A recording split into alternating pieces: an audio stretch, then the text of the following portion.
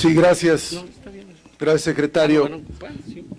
No ha habido una posición ni del secretario de Energía ni del director de Petróleos Mexicanos con respecto al tema del contenido nacional. Me parece que es un tema muy grave porque finalmente todo el discurso privatizador ha girado en torno a dos ejes. Primero, que bajarán las tarifas de la luz, lo cual se ha demostrado que es una gran mentira porque no hay certeza y además se cubren con el tema de los costos. Si bajan los costos, bajarán las tarifas, pero no ponen una fecha determinada. Y el otro es el tema del crecimiento económico que vendrá aparejado con esta reforma privatizadora.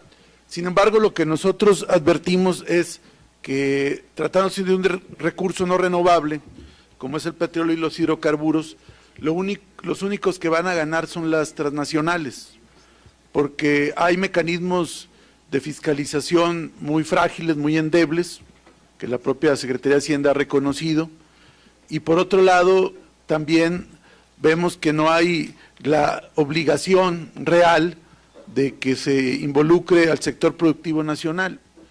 Realmente los que van a ganar aquí son las grandes petroleras o empresas vinculadas al régimen que tengan la capacidad económica y las relaciones políticas para ser beneficiadas por contratos.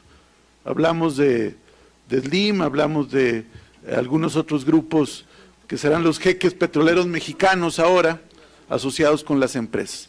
A mí me parece que este es un tema que no han querido abordar. ¿Cómo le van a hacer si en el Tratado de Libre Comercio no hay esta regla del contenido nacional?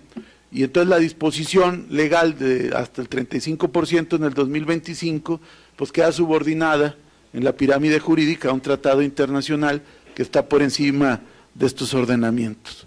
Por otro lado, el director de PEP, de Pemex Exploración y Producción, declaró que el criterio que van a utilizar para buscar empresas que se asocien con Pemex es su desempeño exitoso en aguas profundas, pero yo preguntaría dónde quedan los temas de corrupción, lavado de dinero, daños al medio ambiente, porque si repasamos a varias de ellas, tienen expedientes negros en la materia. El caso de Chevron, por ejemplo, el principal problema son sus malas prácticas que utilizan las naciones en las que tiene operaciones, las cuales han ocasionado protestas en alrededor de 15 países, ya aquí lo comentaron. En el 93, la contaminación de agua y la devastación de bosques al norte de Ecuador. En el caso de Shell, que opera en más de 70 países, es responsable del mayor derrame de petróleo en agua dulce en la historia, que ocurrió en 1999 en Río de la Plata, en Argentina.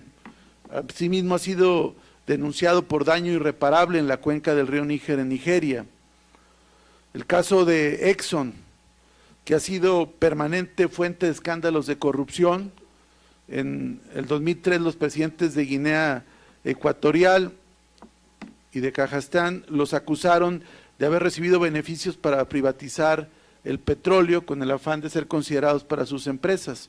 El caso de British Petroleum, que ya hablamos del derrame del 2010, el caso de Petrobras, que ha experimentado escándalos por lavado de dinero con sumas que ascienden a 4.400 millones de dólares y que involucran instituciones financieras como Citigroup, Santander y HSBC, la propia Ecopetrol en Colombia, y así podríamos revisar cada una de estas empresas. Entonces, ¿qué medidas están tomando efectivas para evitar que estas prácticas corruptas se desarrollen? Ya vimos el caso de Siemens, está el caso también de Hewlett Packard, que no se ha aclarado, también que hay un fraude con petróleos mexicanos en la utilización de software.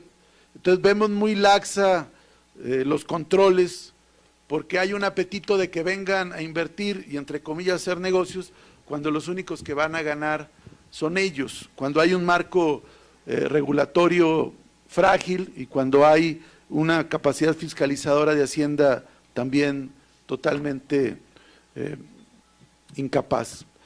Por otro lado, yo difiero del tema de Luis Telles y disculpen que vuelva a insistir. O sea, el presidente de la Bolsa Mexicana de Valores, que tiene que ver con el mercado cambiario, donde hay operaciones de múltiples empresas, va a ser uno de los que va a estar manejando el Fondo Mexicano del Petróleo, que además, según la ley que regula a este fondo, no son responsables, no son funcionarios públicos.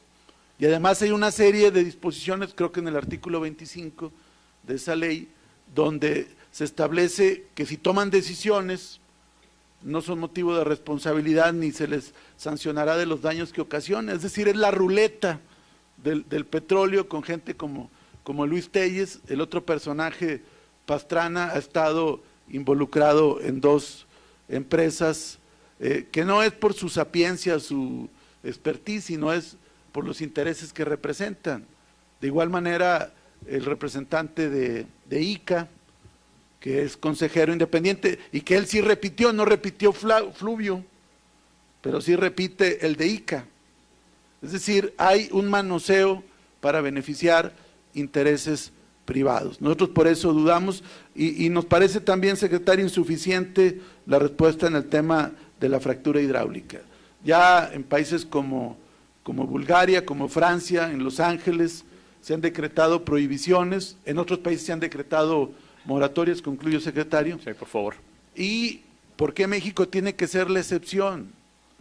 ¿Por qué México se va a convertir en el paraíso de la fractura hidráulica? Nosotros creemos que esto es una gran irresponsabilidad. Ahorita van contra la REA porque algo le hizo al régimen. Qué bueno que lo sancionen, pero nos parece sospechoso ese activismo ahora del PRI por sancionar a la REA, y están abriendo la puerta al fracking. O sea, lo que hizo la REA es un juego de niños frente a lo que viene con el fracking.